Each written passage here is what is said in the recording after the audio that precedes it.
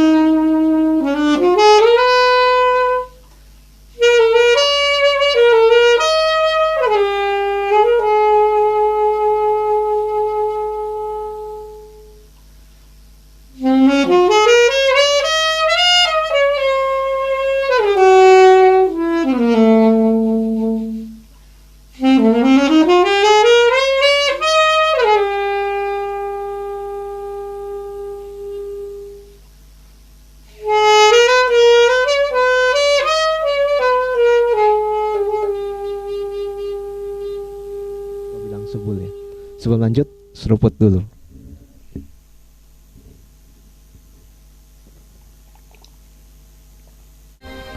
Oke, sekarang ke obrolan kedua, itu mengenai seruput. Ketika gua cerita tadi mengenai tahun dimana gua reguleran dengan main solo saksofon di sebuah hotel, di masa itu seingat gua belum banyak minum kopi seperti sekarang. Gua tuh berawal dari teh ya, dari suka teh dulu, dan tentunya dimulai dari teh yang manis ya, dari zaman SMA atau SMA deh kalau nggak salah. Inget, jadi gua tuh suka minum ya es teh manis gitu. Kemudian dari situ berkembang ya kan, gua minum macam-macam. Terus gue mulai perlahan-lahan mengurangi yang manis. Seiring waktu itu juga nge-gym ya, gue kan sempat nge-gym, dan itu yang bikin gue jadi banyak kurusan waktu itu. Kalau sekarang kurusannya karena pandemi gitu ya, bukan karena olahraga gitu. Dan di situ gue minum teh yang termasuk black tea, yaitu Earl Grey. Jadi itu teh hitam. Mungkin bisa dibilang seperti semacam kopi versi teh gitu, karena yaitu black tea itu kan berkhasiat pembakaran juga ya. Selain memang mengandung kafein juga ya, untuk meningkatkan metabolisme juga bagus gitu. Gue suka minum Earl Grey karena wangi gitu. Nyokap gue ketika dulu gue kasih coba Earl Grey itu, bilangnya kayak minum parfum tapi yang wangi sih. Sampai sekarang gue masih suka Earl Grey, cuma udah lama juga sih gue gak minum ya. Mungkin gue perlu selingi dengan kopi kali ya. Boleh juga nih, mungkin habis ini gue coba cari Earl Grey lagi ya. Nah itu Nah dari Earl Grey itu, habis itu kan zaman gua kuliah, gua ingat waktu itu ya di fase-fase akhir, tahu lah perjuangan orang bikin skripsi gitu kan, dengan segala ups and downs-nya, perjuangannya, stresnya gitu. Nah disitulah gua mengenal kopi, dan itu dari kopi yang manis-manis ya, dari cappuccino, mocha dan segala macam gitu. Kemudian ya sama, dia mengurangi yang manis, mengurangi krim, mengurangi susu juga. Akhirnya tibalah gua ke americano gitu. Cara penyajian yang gua sukai, favorit gua sampai sekarang, karena americano itu gak tau, pertama selain sehat ya, selain sehat juga gua merasa gua lebih dapat merasakan aroma asli kopinya itu, tanpa campuran apapun, tanpa gula, tanpa creamer, tanpa susu. Jadi itu wangi yang alami gitu, dan gue merasa itu lebih nendang buat gue, lebih ngangkat ya. Makanya gue suka americano sampai sekarang. Dan di masa pandemi ini, bagaimana dengan aktivitas ngopi teman-teman? Nih gue bicara kopi dulu ya. Jadi teman-teman gimana yang suka ngopi? Gue akui kan di pandemi kan ya semua jadi lebih sulit gitu ya, pekerjaan lebih sulit gitu kan, penghasilan lebih sulit. Itu suatu fakta gitu, suatu kenyataan yang kita berjuang tiap hari gitu kan. Budget gue untuk ngopi dulu sebelum pandemi, misalnya budget gue ngopi dalam 3 hari, pengeluaran gue ngopi dalam 3 hari budget yang sama itu sama dengan gua ngopi di masa pandemi ini untuk 3 bulan. Ya serius, dari 3 hari ke 3 bulan. 3 hari sebelum pandemi sama dengan 3 bulan di masa pandemi gitu. Tapi itu jadi bagus buat gua ya, gua jadi belajar berhemat gitu kan. Dan ngopi di rumah gitu, nyetok di rumah, bukan berarti kita nggak bisa menikmati yang enak banget gitu. Justru kan jadi belajar, oh nih ada macam-macam kopi seperti ini. Gue lihat YouTube, meskipun ya seru aja gitu kan, lihat oh rupanya orang bikin kopi memperhatikan faktor ini dengan alat ini. Meskipun gue menonton semua itu dengan cara penyajian yang sederhana gitu, ala gue, yang penting bisa gue rasakan dengan enak gitu ya.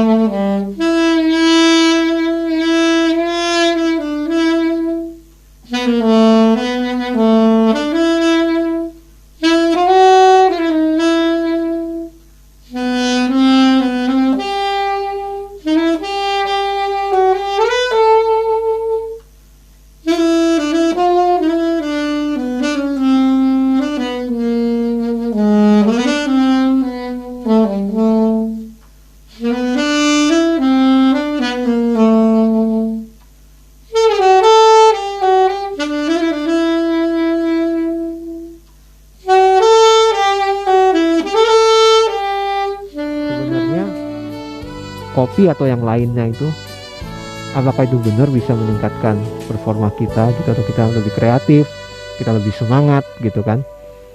Teman-teman, apa ada semacam minuman atau makanan lain gitu atau ritual lain yang teman-teman merasa bisa membuat teman-teman lebih oke gitu kan, lebih terangkat gitu, lebih semangat gitu kan.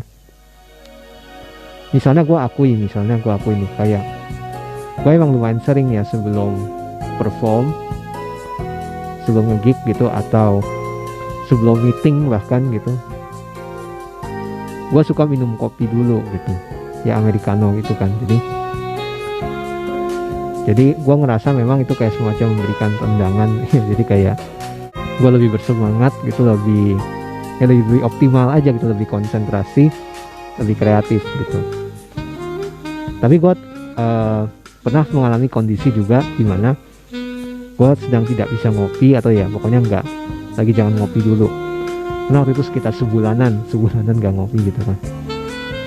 Tapi pada akhirnya memang yang menentukan kreativitas atau performa itu adalah persiapan kita yang berhubungan dengan aktivitas itu. Misalnya kalau kita main musik, ya kita latihan, kita ngulik gitu. Itu udah pasti itu akan mengangkat performa lebih daripada ritual-ritual yang ya gitu kan. Atau kalau kita mengerjakan yang lain, yang misalnya kita mau presentasi, kita siapin materi gitu kan. Jadi persiapan-persiapan yang aktual seperti itu yang sesungguhnya menurut gua akan lebih mengangkat kita gitu, mengangkat performa, mengangkat kepercayaan diri kita. Tapi bukan berarti ritual-ritual atau makanan minuman unik itu benar-benar tidak berguna gitu ya. Karena itu hal-hal yang psikologis kayak gitu sebenarnya, atau sugesti itu tentunya ada untuk ya dimanfaatkan gitu ya. Misalnya mengenai kopi ya, gua tahu artinya kopi mungkin itu suatu minuman yang baik, tapi gue juga mesti atur dosis ya. Gue juga berupaya untuk tidak terlalu kecanduan atau terlalu over minumnya gitu. Tentunya gue memperhatikan dosis ya, espressonya, frekuensi gue minum gitu kan. Meskipun gue akui ya, seringkali misalnya kalau hari ini misalnya gue gak minum kopi, hari ini mungkin gue gak apa-apa, tapi besoknya tuh mungkin setengah harian gitu kepala agak sakit dikit gitu ya, tapi masih bisa gitu nah.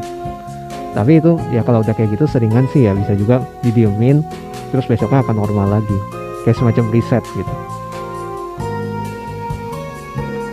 Nah teman-teman, mungkin ada minuman lain apa gitu, apakah Panther atau minuman bertaurin lainnya atau apa gitu yang menambah energi.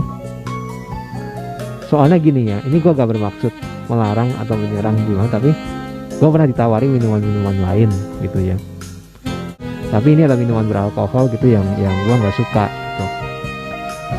Gue kurang suka minuman beralkohol gitu. Jadi waktu itu sama beberapa temen yang musisi juga ya, yang gue bingung gini, mereka berusaha meyakinkan gue mencoba, atau berusaha meyakinkan gue bawain sesuatu yang baik, sesuatu yang asik, sesuatu yang seru. Tapi cerita-cerita mereka mengenai minuman tuh gak enak gitu loh. Cerita-cerita konyol mengenai mereka yang kurang bisa mengontrol dirinya gitu kan. Emang itu lebih salahnya ke personal ya, bukan ke minumannya, tapi kurang responsibel dalam minum mungkin gitu kan. Nah, tapi ya gua tuh emang gak suka, ya udah gitu. Seperti halnya banyak makanan lain yang gue gak suka ya, kayak misalnya kambing, duren, atau babi gitu, gue gak suka gitu kan. Cumi gue juga gak suka. Ya seperti itu pula minuman alkohol seperti itu yang gue gak suka sama seperti itu. Tapi yang lucunya adalah beberapa temen gue ada yang bilang gini ketika gue tolak ini, udah bet gak apa-apa, ini kan gak dosa. Nah gue bingung, kan gue gak pernah bilang itu dosa ya. Kenapa dia yang merasa sendiri gitu kan. Gue gak bilang apa-apa padahal gitu. Nah itu adalah ya perenungan masing-masing, terserah gitu kan, terserah yang mau minum, minumlah dengan bertanggung jawab gitu kan. Dan hargai juga mereka yang gak mau minum gitu. Nah bagi mereka yang gak minum ya tempatkan diri dengan ya sabar, dengan baik gitu kan. Kalau misalnya emang terpaksa banget, coba-coba dengan pelan-pelan, maksudnya sedikit-sedikit gitu. Tapi tetap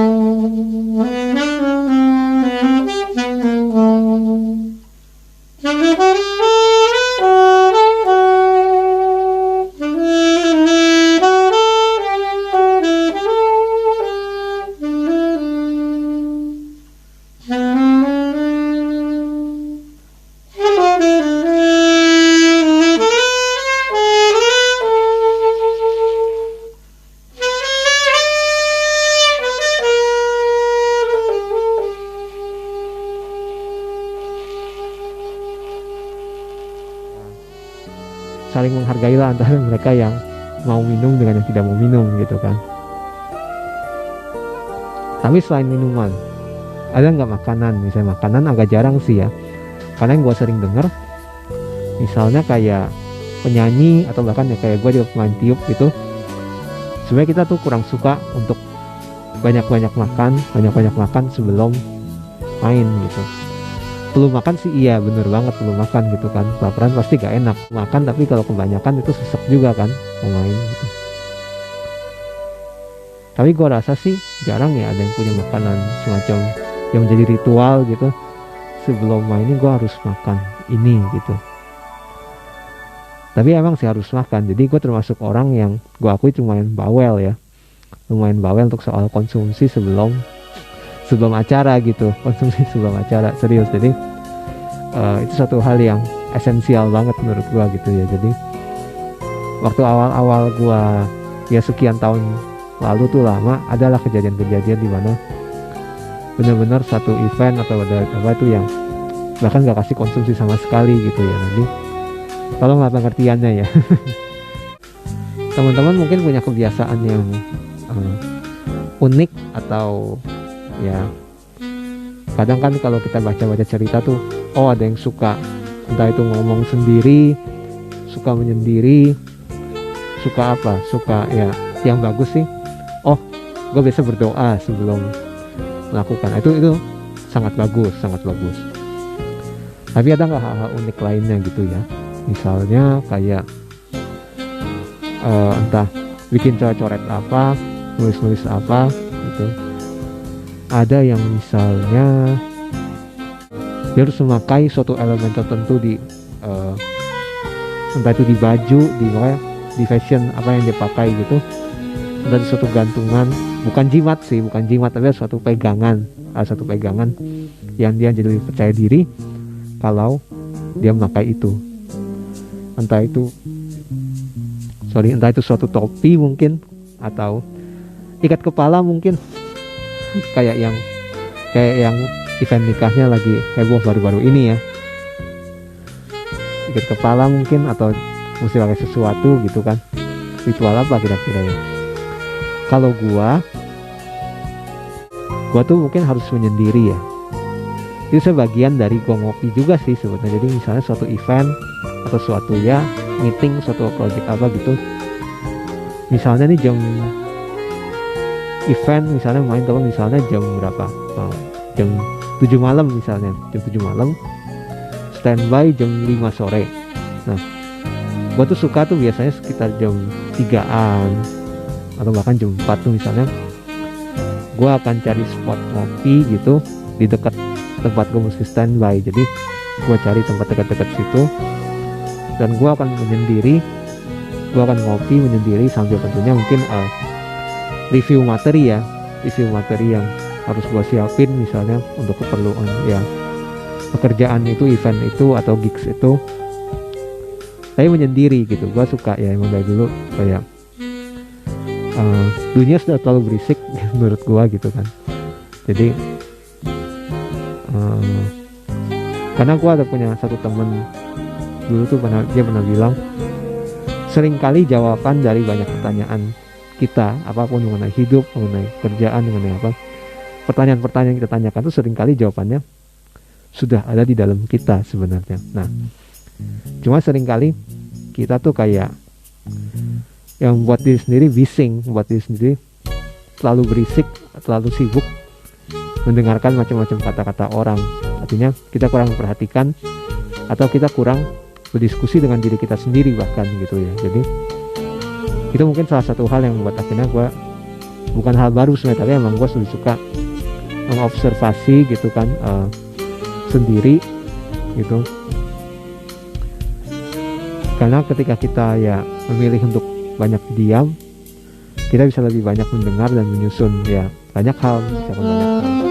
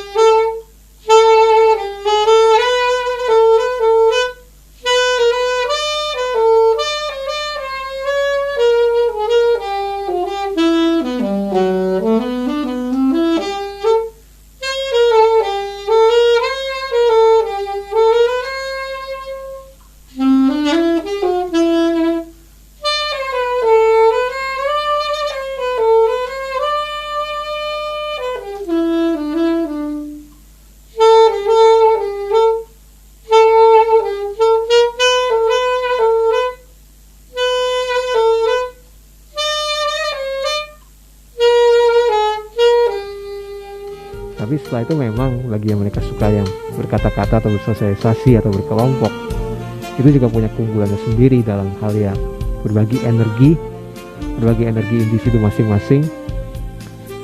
Ya juga ya bisa ibaratnya kayak orang ngechat bareng-bareng gitu ya, ngechat device bareng-bareng, ibaratnya kayak gitu. Jadi saling menguatkan dalam komunitas itu juga bagus gitu. Ada semacam balance gitu ya antara kita menyendiri dengan berkelompok, sosialisasi, tapi dua hal itu harus tetap kita perhatikan gitu. Menurut gua begitu. Tapi mungkin teman-teman ada ritual-ritual lain yang unik, apa misalnya kayak entah ada orang yang suka ya kayak gini loh, ibaratnya kayak zaman sekolah tuh mau ulangan entah ulangan umum atau ujian akhir atau ulangan harian. Apalagi kalau ulangan yang hafalan ya, ada kan tuh temen yang suka kayak ngelihat ke langit-langit terus kayak ngafalin gitu, kayak ngedumel apa, ngomong-ngomong sendiri gitu kan, rumus-rumus apa atau hafalan apa, poin diulang diucapkan. Nah itu juga kebiasaan yang bagus gitu ya. Intinya adalah apapun yang ritual unik yang teman-teman punya atau siapkan, tetap perhatikan bahwa menurut gua ya memang pada akhirnya yang paling bisa mengangkat performa kita adalah persiapan aktual kita gitu. Misalnya kalau kita latihan atau ngulik atau kita udah persiapkan ya database atau referensi gitu, dokumen-dokumen atau apa ya misalnya, ya pokoknya pelengkap lainnya, itu jelas akan lebih secara aktual lebih mengangkat kita gitu daripada ya kebiasaan-kebiasaan unik atau ritual tertentu gitu. Mengenai seruput ini, kalau teman-teman nonton ya beberapa hari lalu pertandingan catur terheboh ya tahun ini atau mungkin dalam berapa puluh tahun ini mungkin ya, antara Dewa Kipas itu di tempatnya podcast Mas Deddy Kobuser lawan Iren Karisma Grandmaster. Nah, gue lihat beberapa komen kan seru tuh, komen-komen ya di YouTube. Banyak yang bilang gini, oh itu Pak Dadang itu kalah karena kurang kopi hitam dan kurang ngudut kurang rokok dan kopi hitam. Banyak yang beranggapan kalau Pak Dadang bermain catur dalam lingkungan atau dalam kondisi yang idealnya selayaknya bapak-bapak komplek gitu, tongkrongan bapak komplek, tongkrongan pos ronda gitu, dia pasti akan punya kemungkinan yang besar untuk menang. Apakah iya benar seperti itu gitu? Jadi menurut gua sih pada akhirnya memang yang diuji adalah ya kesiapan teknis gitu ya dari si Pak Dadang ini, entah secara teori yang sering dia sebutkan di wawancara-wawancara sebelumnya mungkin gitu, atau latihan-latihan analisa lainnya, itu yang penting pada akhirnya gitu. Dan pengalaman tentunya ya.